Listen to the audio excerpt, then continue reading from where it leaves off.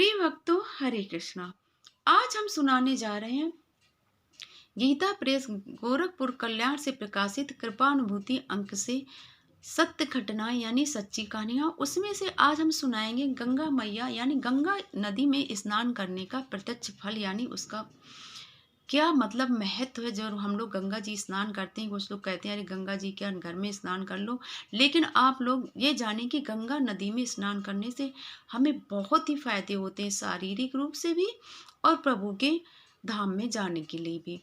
उन एक भैया ने हमें ये कल्याण में ये अपना अनुभव लिख के भेजा है, जिसको हम आपको सुनाने जा रहे हैं। कृपया और भी ये सब सच्ची कहानियाँ सुनने के लिए आप हमारे चैनल को सब्सक्राइब जरूर करें, ताकि हम बहुत अच्छी अच्छी सच्ची घटनाएं हम सभी लोग सुनेंगे, आप सभी को सुनाएंगे।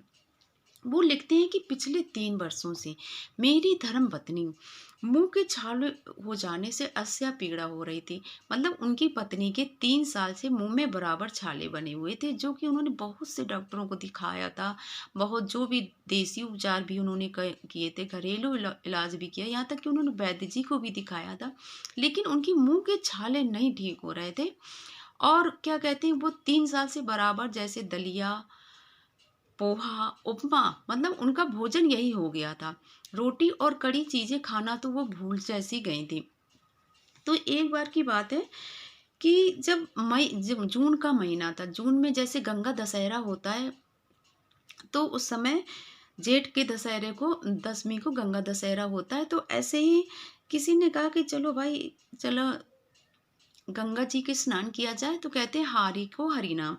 उन्होंने संयोग बस 13 जून 2008 ईस्वी को गंगा दशमी का पर्व निकट था, तो हमने साहस करके हरिद्वार के मतलब उन्होंने सोचा कि हरिद्वार चला जाए, तो वहाँ भगवान के मंदिरों के दर्शन भी करेंगे और गंगा जी में स्नान भी करेंगे। हरिद्वार पहुंचे वो पति पत्नी। वहां पर लिखते हैं कि वहां मेरी पत्नी को ज्वर आ गया। बहुत ही मतलब थोड़ा बहुत ज्वर नहीं था, बहुत तेज ज्वर था। तो फलस्वरूप उनकी पत्नी 3 दिन तक ज्वर की वजह से स्नान गंगा जी में कर ही नहीं पाई। चौथे दिन संयोगवश जब गंगा दशमी थी यानी, तो उनकी पत्नी ने कहा कि ज्वर बना रहने दीजिए, मैं तो स्नान करूंगी, इतनी दूर से हम आए हैं गंगा दशमी में और हमें स्नान करना चाहिए। ऐसा कर करके पत्नी गंगा जी में नहाने गई और उन्होंने ज्वर की परवाह न करके भगवान का स्मरण करके और प्रेम और श्रद्धा पूर्वक गंगा नदी में स्नान किया था।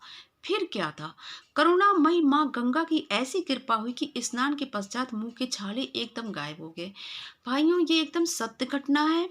मतलब जो छाले मुंह के 3 साल से डॉक्टरों की दवा से, घरेलू इलाज से नहीं जा रहे थे, वो सिर्फ गंगा नदी में स्नान करने से उनके मुंह के छाले एकदम से गायब हो गए।